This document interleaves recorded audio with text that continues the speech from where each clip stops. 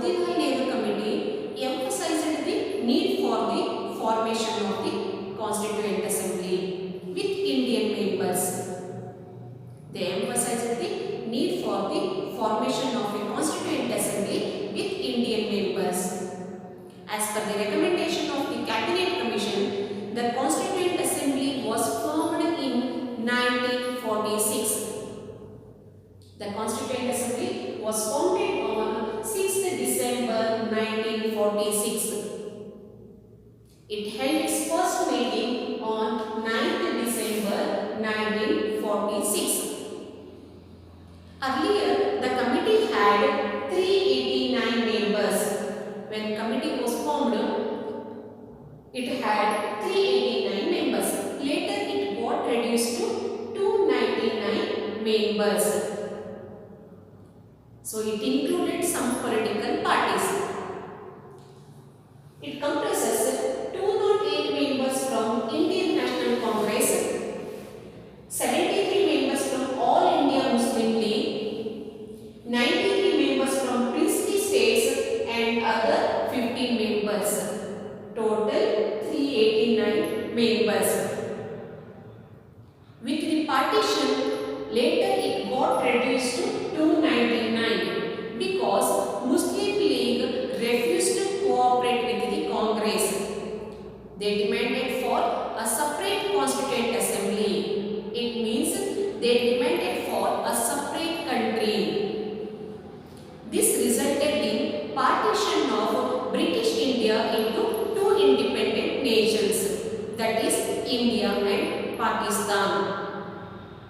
So the country got divided into two independent nations. One is India and another one is Pakistan. Let us see once again, look over these important facts.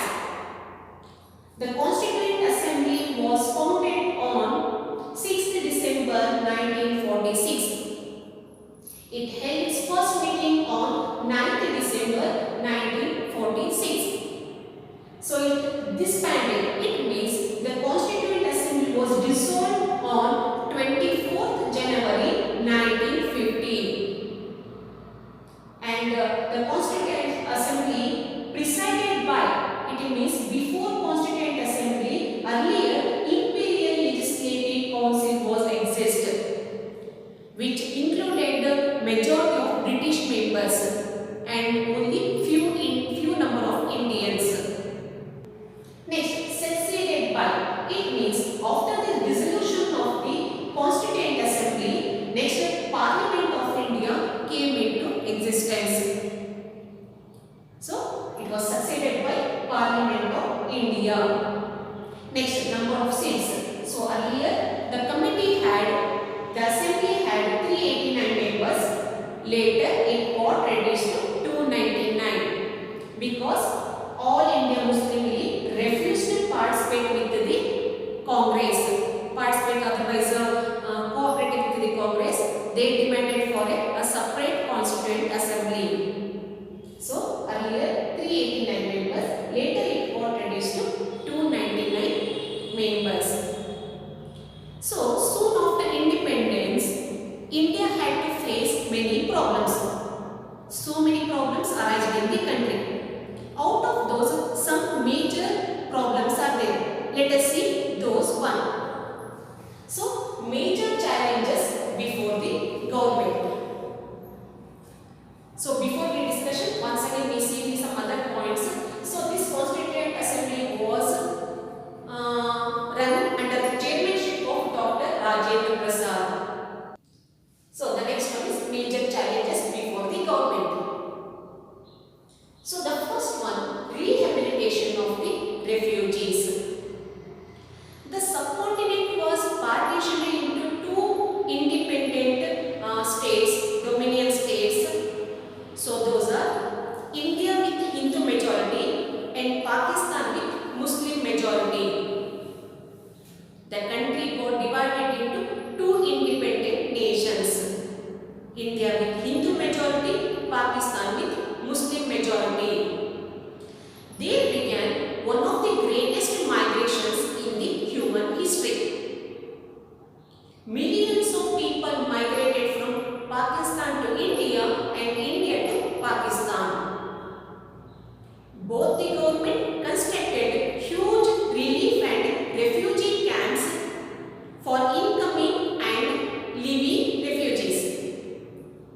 Both the government constructed huge relief and refugee camps for incoming and living refugees.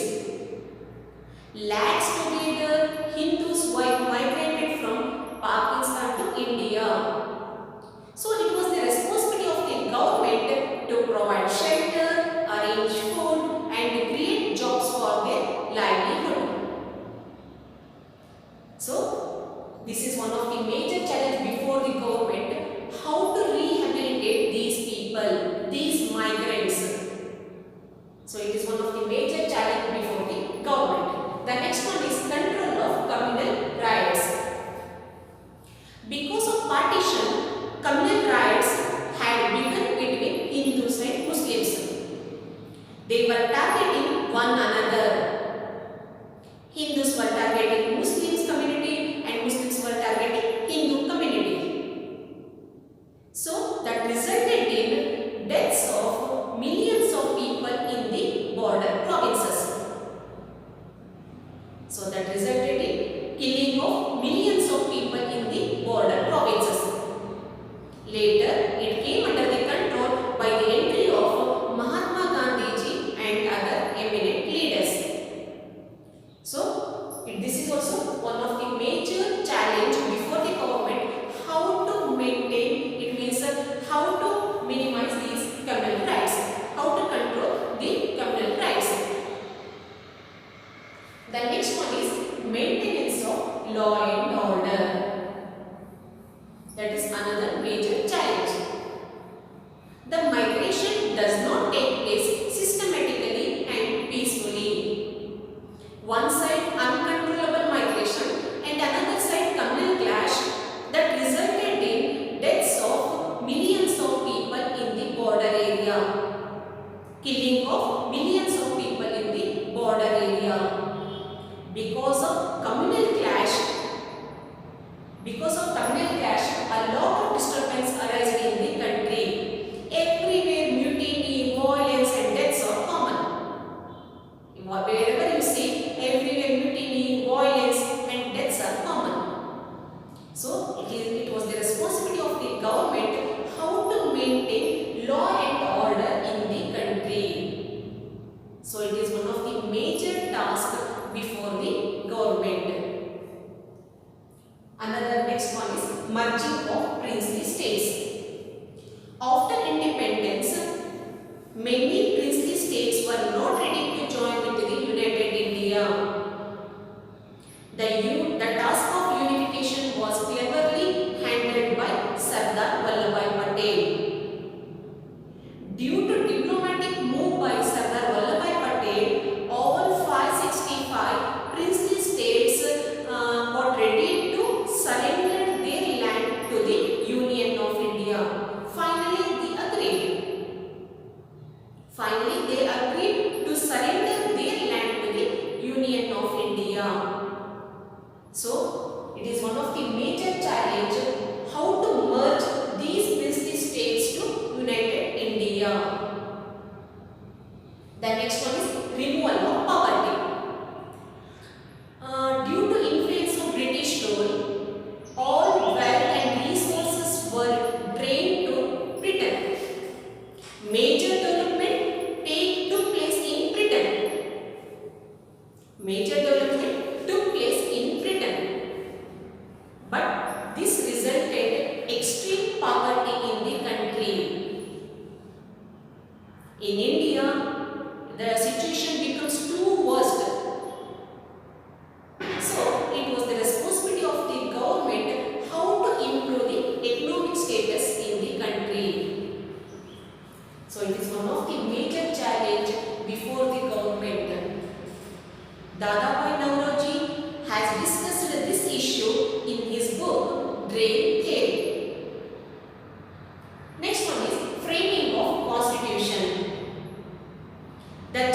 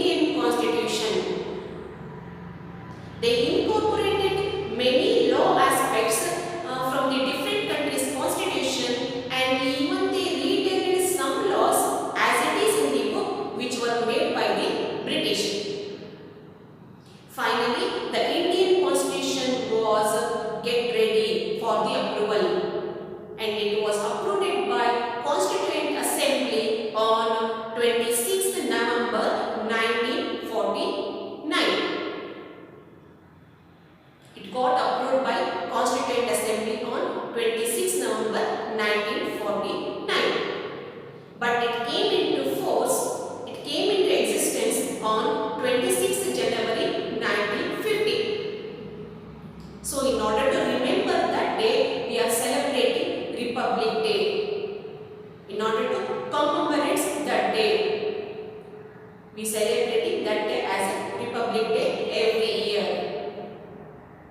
Finally, it got approved and it came into force. So then what do you mean by constitution? A constitution is a book or a document which consists fundamental principles and rules and regulations. These principles and rules and regulations are very necessary to govern the country. So that's why our constitution is one of the popular constitution in the world.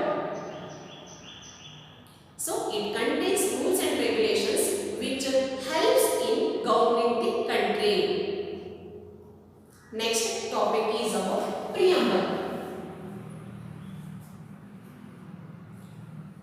So what is preamble? Preamble is the introductory statement of a constitution book. Like every book has a preface. So preamble is the introductory statement of a constitution book. It consists mainly fundamental principles and ideals of the constitution. Preamble consists fundamental principles and ideals of the constitutions. It also defines aims and objectives of the constitution. And it shows values and ethics on which our constitution built. It shows the values and ethics. Every law is prepared on this topic. Finally, it is prepared by considering the aspirations and ideals of the people of India. It states India is a sovereign, socialist, secular, democratic republic. These are the main ideals. It states India is a sovereign, socialist, secular, democratic republic. It begins with the statement, "We the people of India." It means this constitution is prepared by the Indians, prepared by common people for themselves. We are preparing for ourselves. So like this. So the statement begins with "We the people of India." Let us discuss these ideas one by one. The first one, sovereign. India is a sovereign country. No external powers can interfere in the internal matters of India. We are free to govern ourselves. No country should control over us. Because India has its own foreign policies, non-alignment policies and 5-year plans. So that's why India is a sovereign country. We are enjoying sovereign power. The next one is socialist. India is a socialist country. Socialist means social equality and economic equality. What do you mean by social equality? Social equality means equal status and equal opportunities for everyone. All people are enjoying equal status here, irrespective of their caste, creed, gender, place of birth, etc. They are all enjoying equal status. All are equal before law. Next one, equal opportunities. So everyone has a right to join any government jobs. Even they can join any educational institution. They are enjoying equal opportunities. Opportunities are equal for everyone. So this is social equality. Next one is economic equality. The country should not make difference by considering poor or rich. All are equal, but wealth-wise lot of difference is there. So in order to minimize that difference, the government collects surplus earnings from the rich community and spending that, they collecting surplus amount from the rich community in the form of tax and spending that amount on the poor community by providing infrastructure facilities. Like this, they are minimizing the economic difference among the people. So this shows how to build economic equality in the country. So social equality and economic equality are very important. So that's why India is a socialist country. Next one is secular. India is a secular country. Secularism. All religions are equal here. No religion has been given the status of a national religion. So all religions are enjoying equal status here. People have liberty to practice and propagate any religion they desire. So India is a secular country. All religions are secured here. All religions are given equal importance. That shows the secularism. The next one is democratic. India is a democratic country. Democracy means freedom. Here, common people have right to vote in the election and they elect the government of their desire, of their choice. They have right to choose the government of their choice. If any government is not working properly in the next election, by choosing another party to form the government. So such freedom people are enjoying. So that shows the democracy, democratic country. In democratic country, freedom is very necessary. Regarding election of, it means that in order to elect the government. The next one is republic. India is a republic. The highest post in the country is also elected by the common people. The head of the country is also elected by the common people.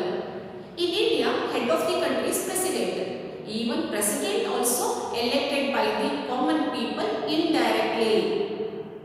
In our country, parliamentary form of the government exists here. So prime minister is elected directly, but president elected indirectly. We elect representatives and those representatives elect president. Here, transfer of power is not hereditary. That shows the republic. India is a republic country. So up to now, you learned about the formation of the Constituent Assembly and major challenges before the government soon after independence, about constitution and about preamble. So once again, you list out these major challenges